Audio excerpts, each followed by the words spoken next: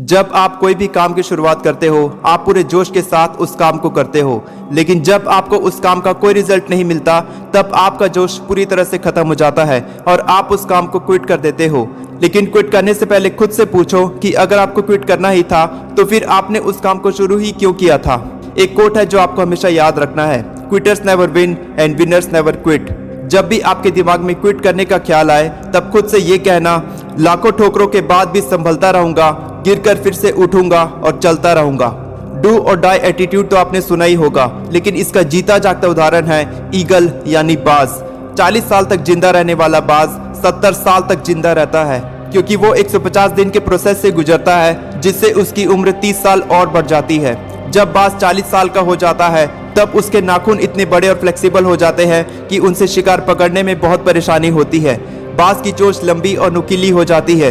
घने और भारी पंख बाज के शरीर से चिपक जाते हैं, जिससे उड़ने में और शिकार करने में बहुत परेशानी होती है। अब बाज के पास केवल 2 विकल्प होते हैं, या तो वो 40 साल की उम्र में मर जाए या फिर 150 दिन के मुश्किल प्रोसेस से गुजरे और 70 साल की उम्र तक शिकार करे। ईगल की मेंटालिटी होती है कि वो कभी हार नहीं मानता, इसीलिए बाज ऊंचे पहाड़ों में अपने घोंसले में बैठकर अपनी चोंच को पत्थर पर तब तक मारता है जब तक कि उसकी चोंच टूट न जाए, और चोंच के टूटने के बाद बाज एक नई चोंच आने का इंतजार करता है। चोंच के बिना बाज एक संघर्ष भरी जिंदगी जीता है। नई चोंच आने के बाद बाज अपने भारी, घने और शरीर से चिपके पुराने पंखों को उधेड़ना शुरू करता है।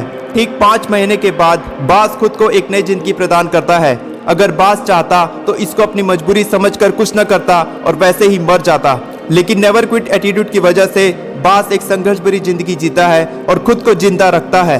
अगर एक पक्षी के अंदर इतनी ताकत होती है, तो फिर आपके अंदर अपने संघर्षों से लड़ने की कितनी ताकत होगी। मैं वो खेल नहीं खेलता जिसमें जीतना फिक्स हो, क्योंकि जीतने का मजा तब है जब हारने का रिस्क हो। हार मानकर बैठ जाना बहुत आसान होता है, लेकिन हार मानने के बाद दोबारा कोशिश करना हर किसी के बस की बात नहीं। जिंदगी में आप कितनी बार हारे हो ये कभी मायने नहीं रखता, क्योंकि आप सिर्फ जीतने के लिए पैदा हुए हो।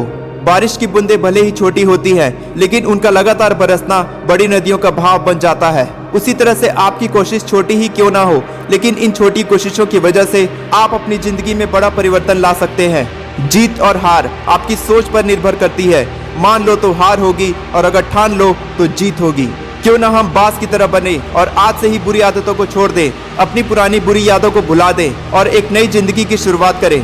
आपकी उम्र चाहे कितनी भी हो, आपको ये मानना होगा कि आज से ही आप एक नई जिंदगी की शुरुआत कर सकते हैं। जिंदगी की परेशानियां बारिश की तरह होती हैं। कुछ लोग छोटे पक्षी की तरह अपने घोंसले में घुस जाते हैं, लेकिन आपको बाज की तरह बनकर उन परेशानियों से ऊपर उठना है और उन परेशानियों से कहना है, तेरी इतनी औकात नहीं कि तू मेरी हिम्मत को तोड़ सके।